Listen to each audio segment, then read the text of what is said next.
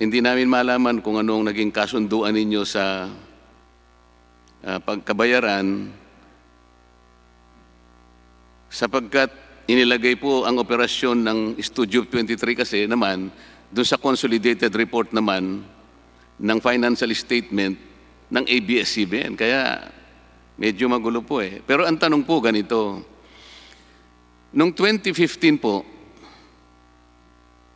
siguro mga Pebrero, Marso 2015, nung binigyan ng pagkakataon ng National Telecommunications Commission ang ABS-CBN para magkaroon ng test broadcast. Ito po yung demonstration permit na ibinigay ng NTC. Ginamit po yung Channel 43 na po yun, hindi na po Studio 23 dahil magmamigrate na po sila from analog to digital. Tama po yun, Mr. Carandang, di ba?